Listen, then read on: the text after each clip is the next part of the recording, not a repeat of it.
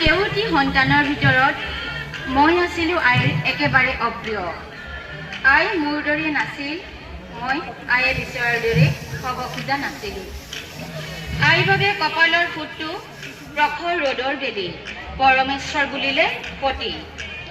আয়ে ছোৱালীৰ দৰে হোৱাটো বিচাৰিছিল মোক, মোৰ বুকুত আছিল মানুহ হোৱাৰ লোভ।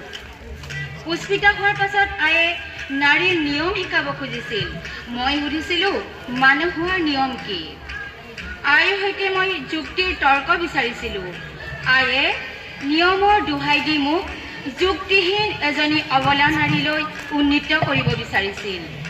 আয়ে বিচাৰিছিল মই তাঁতখন শিকোঁ, জুতি লগাকৈ ৰন্ধা বঢ়া, মৰ্টন ৰঙী গাখীৰৰ চাহকণ বনাই চুবুৰী খুৰী পেহীৰ বাহ বাহ আৰ্জু, পথাৰৰ পাকৈত ৰোৱনী দাৱনী।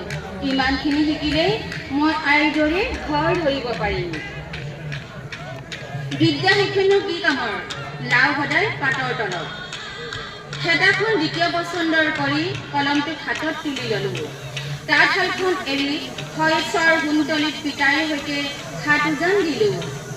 ঘামবোৰত আমাৰ হাঁহিবোৰ ফুলি উঠিল। বিয়া সবাহত কাজী নাৰীৰ ভাও এৰি মেল মিটিঙত যুক্তিৰ ভাষণবোৰ মন দি শুনিলোঁ। ক্ৰমশঃ আইৰ বুকুৰ পৰা আঁতৰি আহিলোঁ। আইৰ কেউটি সন্তানৰ ভিতৰত মই আছিলোঁ আইৰ একেবাৰে অপ্ৰিয়। আইৰ বাবে নাৰী নিজাকৈ অলপ সময় এক ভেদ ভাঙিব নোৱাৰা হাতৰ।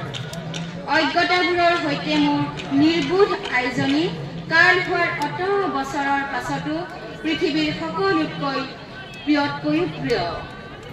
আইৰ দৰে নোহোৱাৰ কুচকাৱাজতে আজি মই মোৰ দৰে হৈ উঠিলোঁ। ধন্যবাদ।